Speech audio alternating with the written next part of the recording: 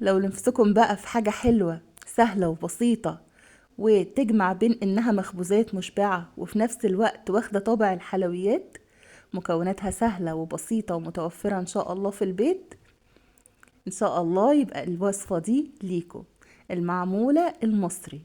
ان شاء الله هتعجبكم جدا، سهلة وبسيطة ومن غير سمنة ومن غير بيض، وبمكونات ان شاء الله متوفرة عندكم في البيت. بس قبل ما نبدأ الفيديو يا ريت تعملوا لي لايك وتشتركوا في القناة بتاعتي لو لسه مش مشتركين. انا اسمي خالته هند. ايه رأيكم في الحلاوة دي؟ في الاول كده احنا هنحضر الشربات هيكون عبارة عن ربع كيلو من السكر، ربع لتر من المية، عليهم عصرة من الليمون، هسيبهم يغلوا على النار. اول ما يغلوا ههدي عليهم 5 دقايق وبعد كده اطفي عليهم. هجيب كوباية من الحليب على المية الدافية، يعني نصها حليب ونصها مية دافية. هحط عليها معلقة من الخميرة، معلقتين من السكر، وهدوبهم وهسيبهم على جنب. يعني دول حوالي ربع لتر من السوائل، نصهم حليب ونصهم مية دافية. هجيب نص كيلو من الدقيق، عليه نص معلقة كبيرة من البيكنج باودر، ربع معلقة من الفانيليا أو ظرفين من الفانيليا المعلبة، معلقتين كبار من السمسم، مش متحمص ولا حاجة، سمسم عادي، وكوباية من السميد الناعم، رشة من الملح، معلقتين من السكر، ومج زي اللي انتوا شايفينه ده زيت. النص كيلو بياخد مج زي ده زيت، طبعا زيت يكون ملوش طعم. هجيب بقى خليط اللبن مع الخميرة وهضيفهم على كل المكونات دي وهبدأ أعجنهم بالمنظر ده. أنا عايزاها عجينة طرية لكن مش ملزقة في الإيد. خلاص، هسيب العجينة دي ترتاح حوالي 5 دقايق لحد ما احضر الحشوة اللي في النص. الحشوة هتكون عبارة عن كوباية ونص من السميد اللي هو دقيق البسبوسة السايب، عليهم ربع كوباية من السكر، عليهم معلقتين كبار من القرفة، وهعجنهم بالمية لحد ما يبقوا عاملين زي حبات الرمل. هياخدوا حوالي 4 معالق من المية، معالق من بتاعة الأكل دي. هفضل أعجن فيهم لحد ما يبقوا زي الرملة المبلولة. خلاص، أنا مش عايزاهم يبقوا طراي، أنا عايزاهم بس يبقوا زي الرمل المبلول كده بالمنظر ده. صلوا على النبي كتير عليه الصلاة والسلام. هجيب الصينية اللي هشتغل فيها، دي صينية مقاس 30 على قد المكونات اللي انا عملتها. هديها مسحة من الزيت وهجيب العجينة هفردها كده وهقسمها نصين متساويين بالظبط.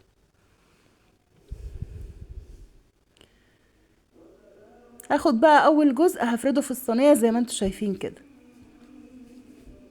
وهعمل له حواف من الجنب علشان الحشوة ما تخرجش منه زي ما انتوا شايفين بالظبط. خلاص يا حبايبي، خلاص يا خالته هند، سهلة سهلة قوي والله. هجيب بقى الحشوة اللي انا عملتها ديت وهحطها في النص. انتوا عارفين انا لو مش التصوير ممكن اعملها ما تاخدش مني ربع ساعة بالظبط. طيب هنفرد بقى الحشوة. بعد كده هنجيب نص العجينة التاني هنفرده برضو على جنب على الرخامة لوحده كده، وبعدين هنفرده هنشيله بايدينا ونحطه على وش الايه الصينية زي ما انتوا شايفين كده. هجيبه هفرده على جنب، ده النص التاني بتاع العجينة. فاهمين؟ فاهمين يا خالته هند؟ هفرده لوحده كده على جنب، وبعد كده هشيله احطه على وش الصينية واظبطه بقى زي ما انتوا شايفين كده. انا بهرته وبعدين شيلته حطيته على وش الصينيه وظبطته وقفلت الحروف كويس. هجيب رشه كمان من السمسم ارشها على الوش، هي المعموله يعني سمسم وقرفه. بعد كده بقى هقطعها بالصينيه التقطيعه اللي تحبوها، بس لازم تبقى تقطيعه كده جامده، يعني باينه وواضحه. فاهمين؟ فاهمين يا خالته هند؟ هسيبها بقى ترتاح شويه لحد حجمها كده ما يعلى في الصينيه وتبدا تاخد راحتها انها تتخمر زي ما انتوا شايفين كده. هدخلها بقى على فرن متسخن من قبل كده على درجة حرارة 200.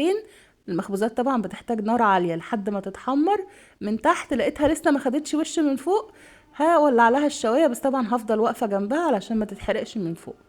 بعد كده بقى هسقيها بالشربات الجميل بتاعنا، وسيبوها بس اول ما تطلع من الفرن سيبوها بس 5 دقايق بره وبعدين اسقوها بالشربات.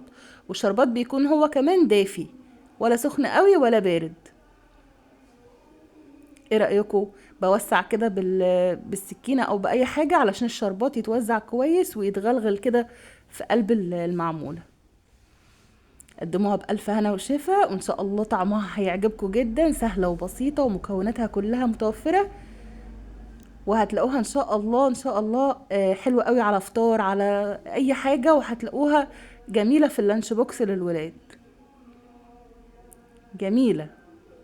صلوا على النبي كتير، وأشوفكم على خير إن شاء الله. الفيديو يعجبكم، ما تنسوش تحطوا اللايك وتشتركوا في القناة بتاعتي إن شاء الله.